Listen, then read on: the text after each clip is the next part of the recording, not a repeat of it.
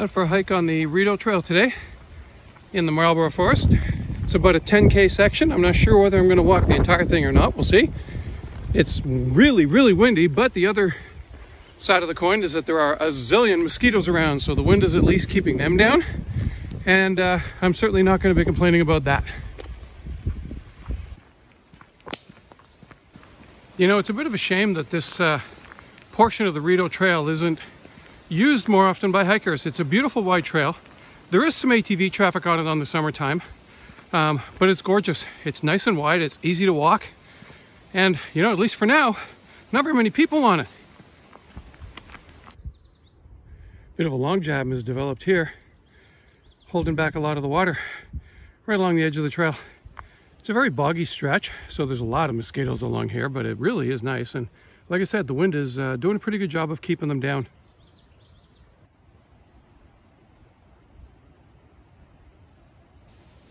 There's a great signage system on the Rideau Trail. The arrows with the yellow tips mean you're moving towards Kingston. If it does not have a yellow tip, a straight orange, means you're moving towards Ottawa. That way, if you ever get to a spot where you're getting back on the trail after being off it, you never get twisted around. You always know which way you're headed. Hit a spot now where there's a bunch of climbing to do. Wind's still up though, so I got a nice breeze. It's only about 22, 23 degrees, so not too bad. This part's a bit of a workout. And here we go. Hit the midpoint of the hike. I actually got off the Rideau Trail and I'm onto what is probably just an ATV and snowmobile trail right now. But that's okay.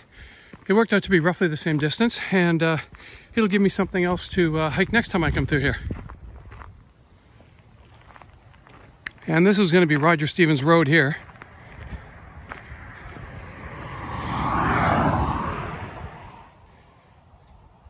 Okay, that's a pretty good looking trail lunch. Not what you usually have to eat when you're hiking.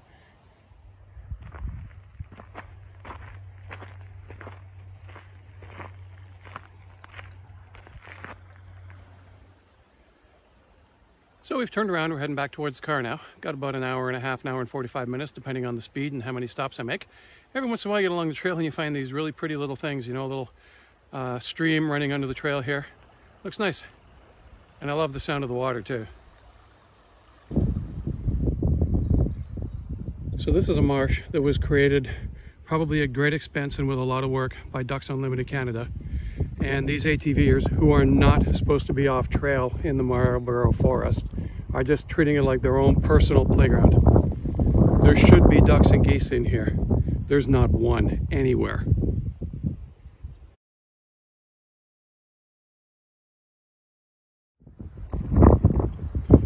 This is the entrance into that wetland.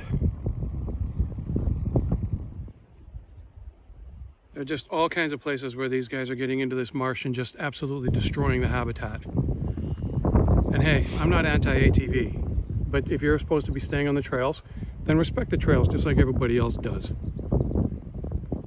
And this would be where I got off the trail. If I'd gone down there, it would have been much quieter and less peaceful. Oh well, next time.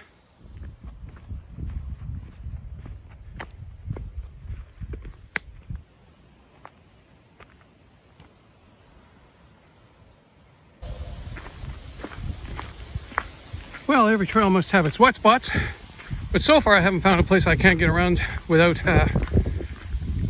staying dry. Really neat section of the trail. You're walking through the forest and all of a sudden you open up into this big glade. Both sides. Just a big cleared area.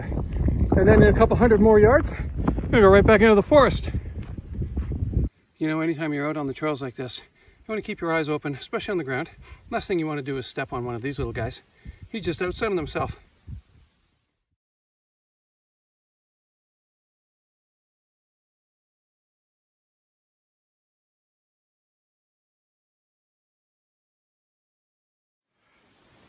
This week we're going to hit the right trail. Last week we got off it, and this week, going to stay on it.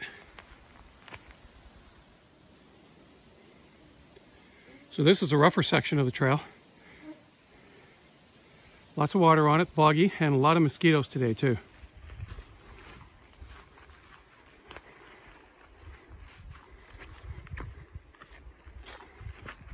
This particular section of trail ends at Roger Stevens Road.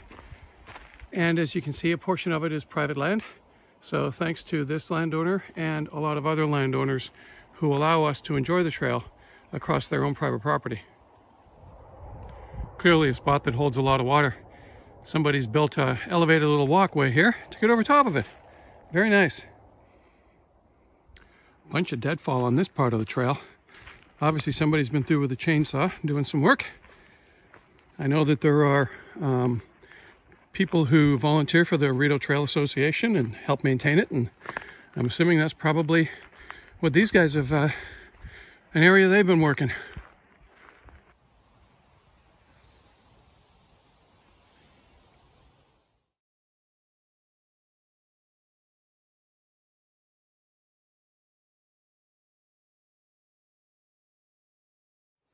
All done now with that last sort of maybe 2.5 kilometer section. Back out onto the main ATV trail here and heading back towards the car, probably about another hour of hiking to go.